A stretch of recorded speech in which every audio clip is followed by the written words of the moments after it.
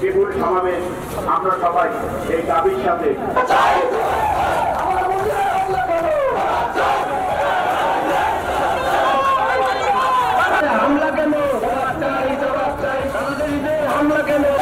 আমাদের বাড়ি জমি সম্পত্তি দখল করে এই মৌলবাদী সম্প্রদায় আমাদের দেয়ালে পিঠ থেকে গিয়েছে।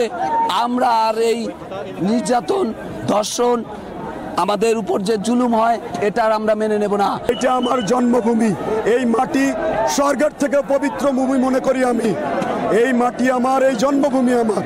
সনাতন সম্প্রদায় তথা সকল সম্প্রদায়ের সমান অধিকার নিয়ে বাংলাদেশে আমরা বাস করতে চাই। জন্মভূমিতে এই হিন্দু জাগ্রত জনতার মাঝে দাঁড়িয়ে একটা কথাই বলতে চাই যে ৭১ সালে দেশ স্বাধীন হয়েছে, কিন্তু হিন্দুরা স্বাধীন হয় নাই।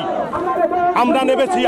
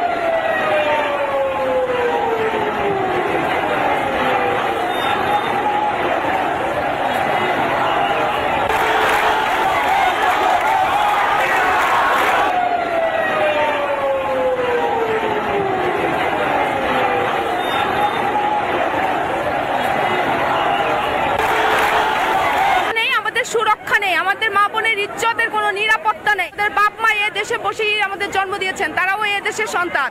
আমরা সুরক্ষা চাই, আমরা সুরক্ষা আইন চাই, আমরা গণতন্ত্রের অধিকার চাই, আমরা মাথা উঁচু করে বাঁচতে চাই, আমরা বাংলাদেশে থাকতে চাই।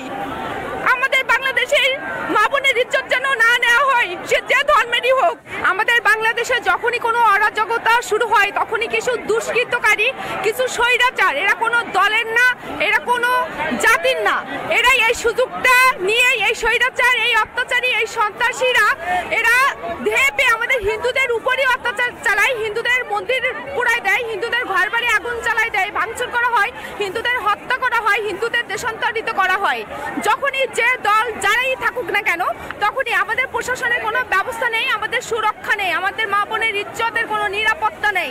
আমরা এখানে বাঁচতে পারছি না, আমরা আমাদের জীবনের অধিকার চাই। আমরা বাংলাদেশের সন্তান, আমাদের বাপ মা এ দেশে বসেই আমাদের জন্ম দিয়েছেন, তারাও এ দেশের সন্তান।